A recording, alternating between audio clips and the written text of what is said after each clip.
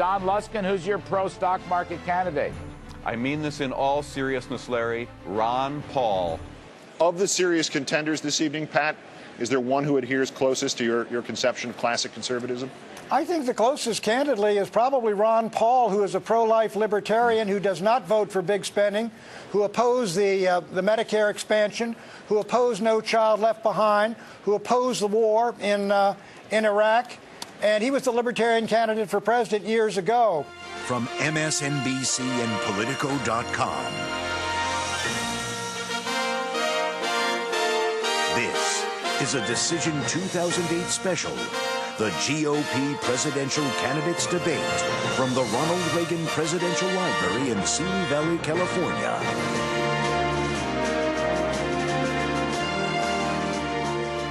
Congressman Paul, you voted against the war. Why are all your fellow Republicans up here wrong?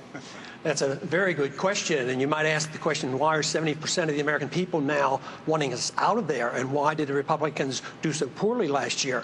So I would suggest that we should look at foreign policy. I'm suggesting very strongly that we should have a foreign policy of non-intervention, the traditional American foreign policy and a Republican foreign policy. Throughout the 20th century, the Republican Party benefited from a non-interventionist foreign policy. Think of how Eisenhower came in to stop the Korean War. Think of how Nixon was elected to stop the mess in Vietnam. How did we win the election in the year 2000? We talked about a humble foreign policy, no nation building, don't police the world. That is a conservative, it's a Republican, it's a pro-American, it follows the Founding Fathers, and besides, it follows the Constitution. I tried very hard to solve this problem before we went to war by saying, declare war if you want to go to war, fight it and win it, but don't get into it for political reasons or to enforce UN resolutions or pretend the Iraqis were a national threat to us. Congressman Paul, Pete from Rochester Hills, Michigan, wants to ask you this. If you were president, would you work to phase out the IRS? Immediately. That's what they call a softball. And you can only do that if you change our ideas about what the role of government ought to be.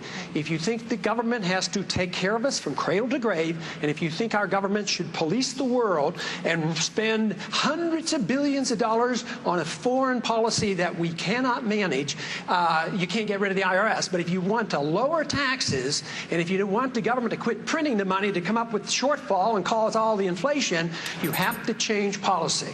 Dr. Paul, how do you reconcile this moral leadership kind of role of conservatism with the very libertarian strain of conservatism, the Barry Goldwater conservatism that you represent? How do you put together what he just said with what you believe in a unified national purpose? Well, you do it by an understanding what the goal of government ought to be. If the goal of government is to be the policeman of the world, you lose liberty.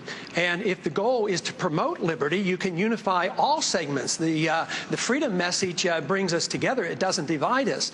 I believe that when we overdo our military aggressiveness, what it does, it actually weakens our national defense. I mean, we stood up to the Soviets. They had 40,000 nuclear weapons. Now we're fretting day in and day night about third world countries that have no army, navy, or air force, and we're getting ready to go to war. But the principle, the moral principle, is that of defending liberty and minimizing the scope of government. And I'm sorry, we have to go on. We have to go on.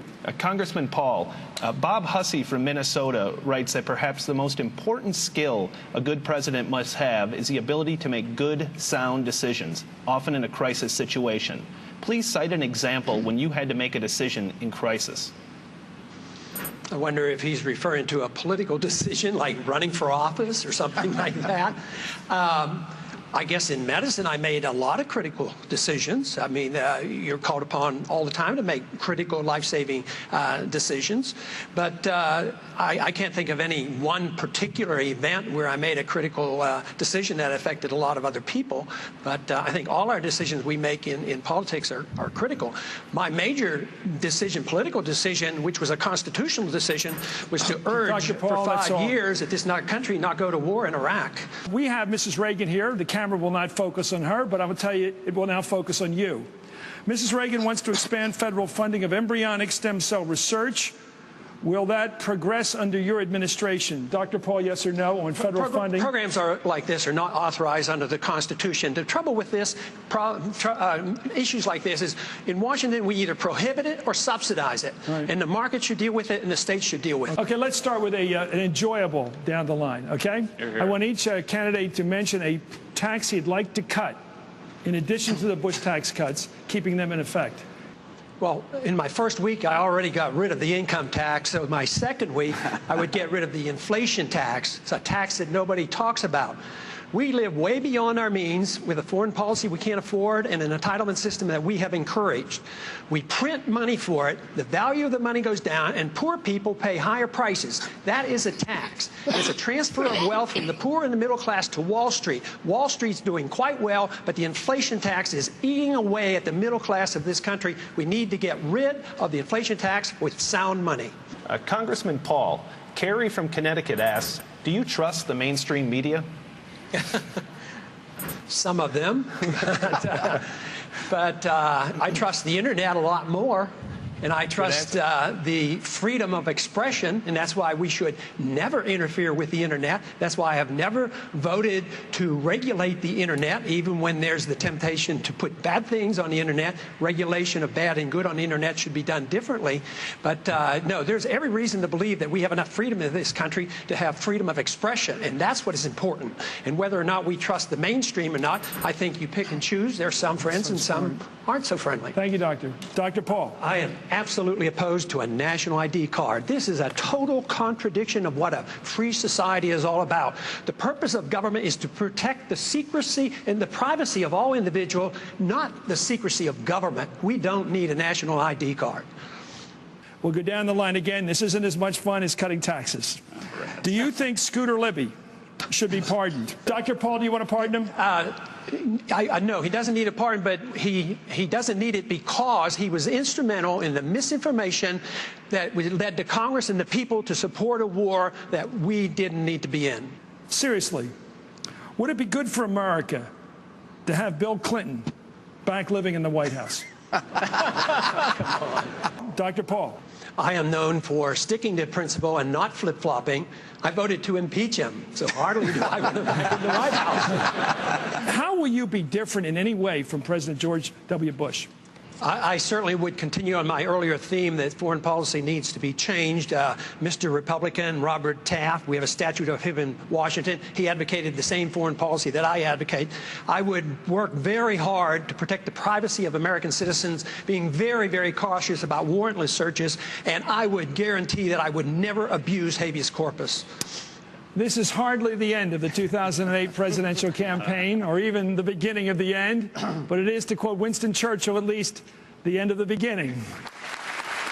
I want to thank Don Harris, Jim Vanderhyde, Politico, for being our partners tonight. Thanks also to the people of NBC News and MSNBC, and of course, thanks to the 10 Republican presidential candidates here tonight. From the Ronald Reagan Presidential Library, good night. Support. Congressman Paul, what's your view on this? You know, I think character is obviously very important. I don't think it should be necessary to have to talk about it. I think it should show through in the way we live. And I think it should show through in your marriage. And I happen to have been married for 54 years and a family person. But I don't think we should have to talk about it.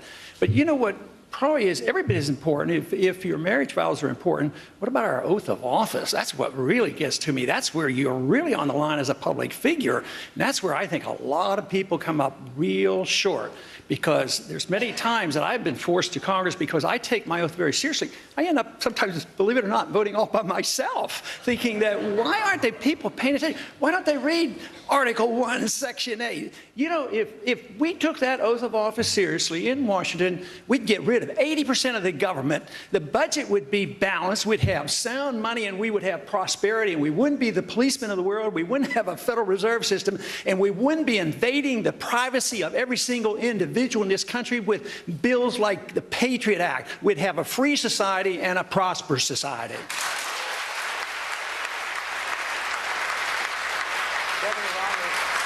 You chose to make your family